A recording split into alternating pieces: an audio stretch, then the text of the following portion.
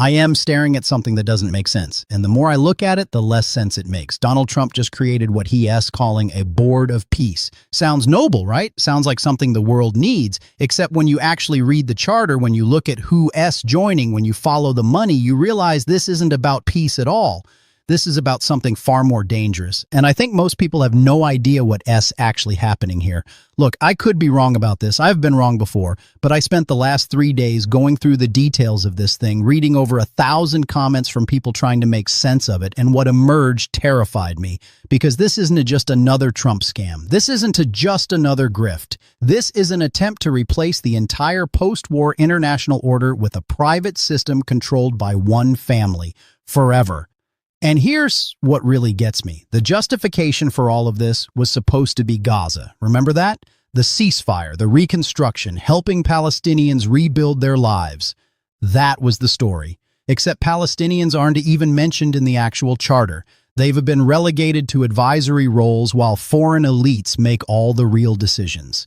The humanitarian crisis that supposedly justified this entire thing? It just disappeared from the paperwork. So what is this really about?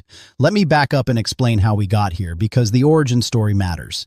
In November 2025, the United Nations Security Council passed Resolution 2803. It was a narrowly defined, temporary measure to coordinate funding and reconstruction in Gaza until the Palestinian Authority could resume control. It was explicitly transitional. It was explicitly limited in scope. It was explicitly grounded in international law. Nobody thought it would create a permanent institution, and certainly not a global one run for profit. But that's exactly what Trump's lawyers created. Instead of a UN-linked mechanism doing what the resolution actually authorized, Trump drafted a completely separate private treaty-based international organization. It has its own legal personality. It has deliberately separated from the United Nations, from the U.S. government, from any system of democratic accountability. And although it borrowed the name Board of Peace and even mimics the UN's globe and laurel iconography, rendered in gold with a distinctly Trumpian emphasis on North America, the charter doesn't mention Gaza at all. The humanitarian justification just vanished.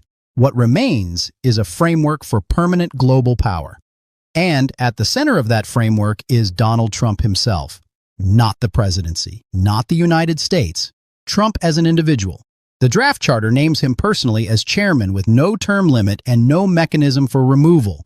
Think about that for a second. Every decision made by this organization is subject to his approval. Even if member states vote unanimously, their decision carries no force unless Trump allows it. He alone determines who may join, who may remain, and who gets expelled. He controls the finances. He decides whether the organization continues to exist. And most alarmingly, he alone chooses his successor. He is openly contemplating transferring authority to his son, Donald Trump Jr., or another chosen heir. This isn't a flaw in the design. This is the design. Now, about 40% of the comments I read focused on this exact point. People asking how this is even legal. How can one person create an international organization that exists above governments, above elections, above any form of accountability? And the answer is, we are about to find out. Because this has never been tried before at this scale, the implications are staggering when you think them through. The Board of Peace is structured to outlive elections, to outlive constitutions, to outlive even the American presidency itself. Even if Trump were overwhelmingly rejected by voters in some future election, the board would persist, still under his control or that of his chosen successor, operating above the state. Imagine this scenario. A future democratically elected U.S. president takes office and finds themselves constrained, pressured, or extorted by a private Trump-led entity that claims international authority. Under the proposed rules, even the United States could be expelled from this organization unless it pays and complies. The presidency becomes subordinate to a structure created by one man for his own benefit, and Trump himself has basically admitted this is the goal. Listen to what he said at the formation ceremony. He said, quote, "Once this board is completely formed, we can do pretty much whatever we want to do, and we'll do it in conjunction with the United Nations. You know, I've always said the United Nations has got tremendous potential, has not used it. pretty much whatever we want to do. That S not the language of international cooperation, that S the language of unchecked power, but it gets worse when you look at the financial architecture, because this is where you can really see what this is actually about. Permanent membership reportedly requires a $1 billion entrance fee. $1 billion. Paid into a system controlled by the chairman, and membership can be revoked at his discretion even after payment. No appeal, no recourse. Think about what that means. You pay $1 billion to join this club, and Trump can still kick you out whenever he wants and keep your money. This is not how treaties work. This is not how legitimate international organizations operate. This is legalized bribery masquerading as governance. Pay to stay in good standing. Pay again to avoid expulsion. Pay to be heard. Pay for access to the chairman who controls everything. And Trump is marketing this aggressively. He said there are 59 countries involved in peace in the Middle East, and many have told him that if Hamas doesn't give up their weapons, these countries want to go in and do it. And he said, quote, "They really aren't the countries that you traditionally think of as being involved." Who are these countries? Well, that S, where this gets really interesting and really dark. This financial model inevitably advantages authoritarian regimes. And I think that S by design. Dictatorships can move money quickly. They don't need parliamentary approval. They don't need judicial review. They don't have to worry about transparency laws or public accountability. They can suppress dissent. They can align policy with the preferences of a single powerful figure without answering to anyone. Democracies can do that. For democracies, parliamentary approval becomes a liability. Judicial review becomes a liability. Transparency laws become a liability. Public accountability becomes a liability. The entire system is designed to reward repression and punish the rule of law.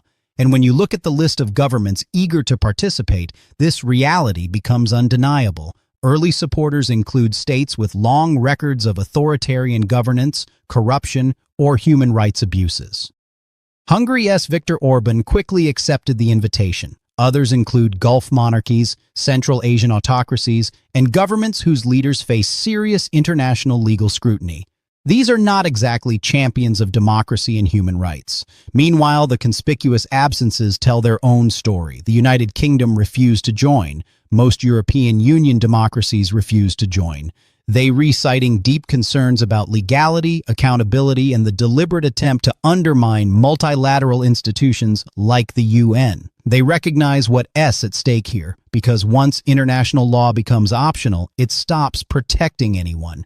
And about 30% of the comments I read came from people in Europe, Canada, Denmark, other allied nations, and they horrified. One Danish commenter said something that really stuck with me. They said their country provided troops in Afghanistan, Danish soldiers died fighting alongside Americans, and now Trump wants to seize Greenland and dismantle the alliances that their family members died defending. That's the human cost of what is happening here. This is how the United Nations gets hollowed out without formally abolishing it. Parallel authority replaces collective authority. States defect not because the UN is dissolved, but because allegiance to a private board promises protection, favor, or immunity from international law.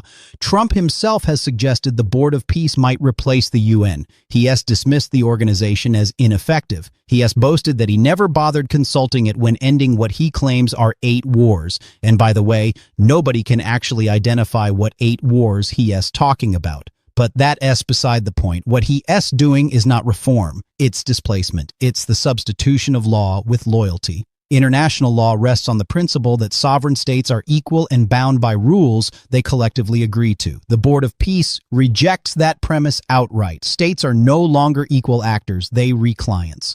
Decisions aren't binding because of law. They rebinding because the chairman permits them. Let me read you exactly what Trump said about this because it's important to hear it in his own words. Quote, "On the 8 wars that I ended, I never spoke to the United Nations about any of them.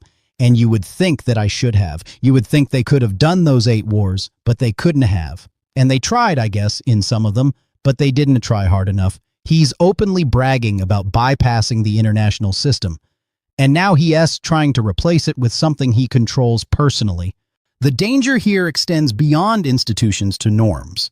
The Board of Peace normalizes the idea that power doesn't need to be accountable to voters, that wealth can replace legitimacy, that hereditary succession is acceptable if you dress it up as stability. Listen to what Trump said at the ceremony. Quote, something very, very unique for the world.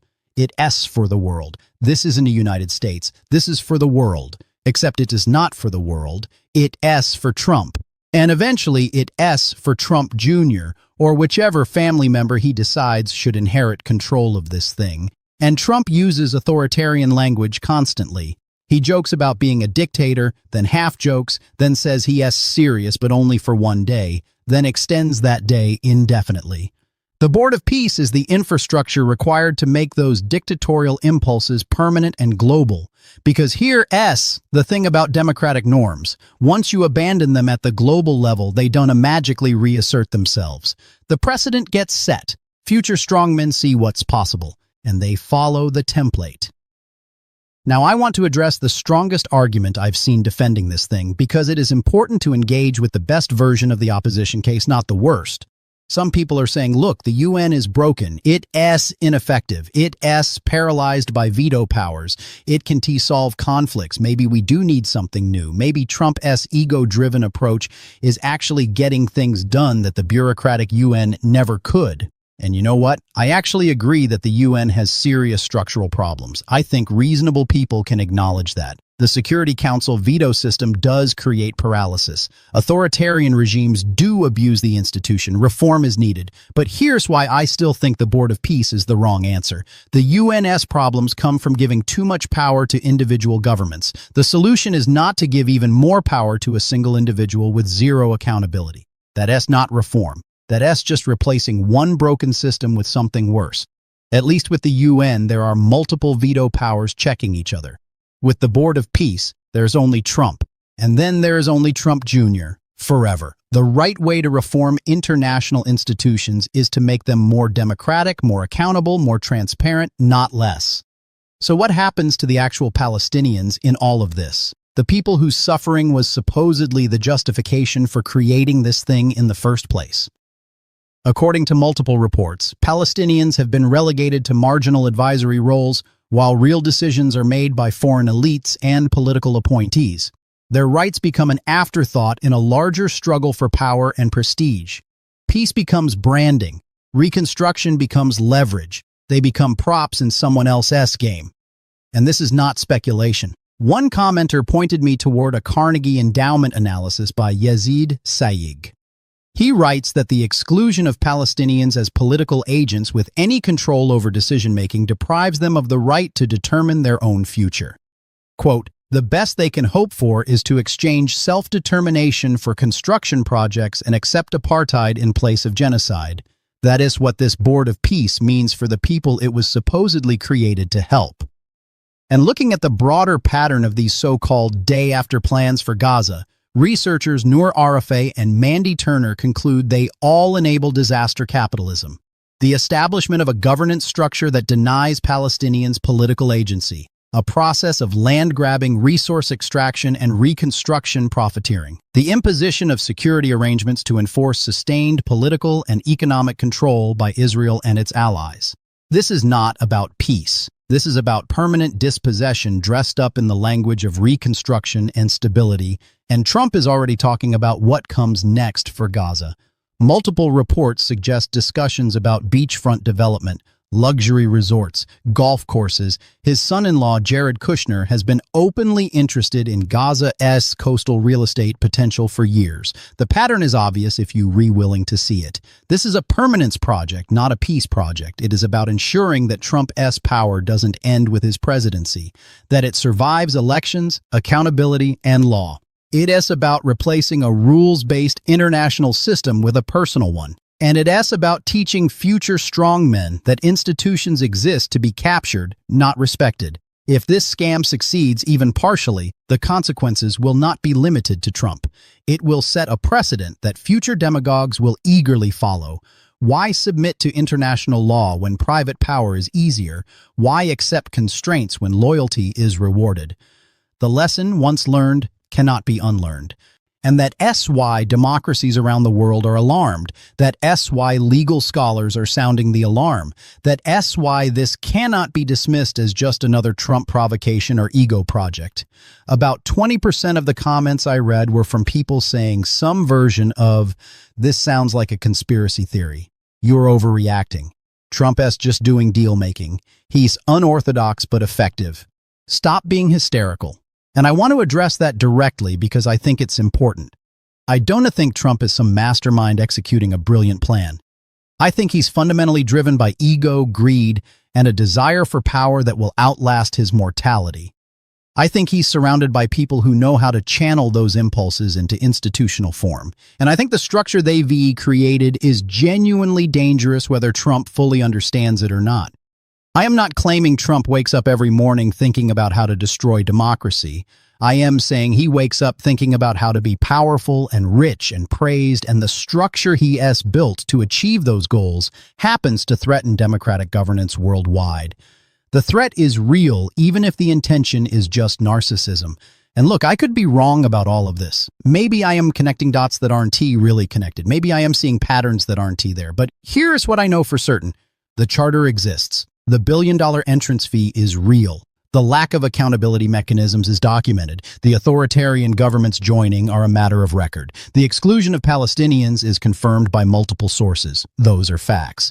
My interpretation of what they mean might be wrong, but the facts themselves are not in dispute. So what do we do about this? First, we need to understand that this is not a done deal. The Board of Peace exists on paper, but it's not yet operational. Countries can still refuse to join. Democratic governments can still refuse to recognize it. International law experts can still challenge its legitimacy. This can still be stopped. Second, we need to put pressure on our own governments. If you live in a democracy that's considering joining this thing, contact your representatives. Make it clear that trading democratic accountability for access to Trump's favor is unacceptable. European democracies have already refused to participate. That's the model. Third, we need to demand that Congress investigate the constitutional implications of an American citizen creating an international organization that could potentially constrain future U.S. presidents. This should not be a partisan issue. The separation of powers matters regardless of party. Fourth, we need to support the actual United Nations, flawed as it is because the alternative Trump is offering is far worse. Push for UN reform, absolutely, but don't let Trump replace it with a private dictatorship. And fifth, we need to pay attention. We need to talk about this. We need to make sure people understand what's actually happening here, because Trump is counting on this flying under the radar. He's counting on people being too exhausted, too distracted, too cynical to care. We can let that happen. I am going to keep covering this story as it develops. I am going to keep reading your comments because, honestly, the insights in the comment section have been invaluable. About 15% of the comments came from people with expertise in international law, people who've worked in diplomacy, people who've served in the military, and their analysis has been crucial to understanding the implications of this thing. One commenter who identified as a former State Department official said this represents the most serious threat to the post-war international order they've seen in their lifetime. Another commenter who studies authoritarianism said this is textbook authoritarian state capture, except it is being attempted at the global level. These aren't random people panicking. These are informed observers who understand how institutions work and how they can be corrupted. Look, I know this is heavy. I know it's exhausting to keep up with everything happening. I know a lot of people just want to tune out and hope someone else deals with it. I get that. I feel that way too sometimes. But we don't get to tune out. Because if we're not paying attention, if we're not speaking up, if we're not demanding accountability, then people like Trump will just keep pushing until there's nothing left to push against. The Board of Peace is a direct threat to democratic governance worldwide. It replaces rules with rulers. It replaces law with inheritance. It replaces peace with payment. And if we allow it to stand, it will not bring stability. It will accelerate the collapse of the very system designed to prevent global chaos. This matters. Your attention matters. Your voice matters. Don't let anyone tell you otherwise. I'm going to keep digging into this story. I'm going to keep connecting the dots, and I hope you'll stay with me as we figure out together what this means and how we stop it, because we have to stop it. The alternative is too dangerous to contemplate. Thanks for watching. Leave your thoughts in the comments. Share this if you think people need to know what's happening.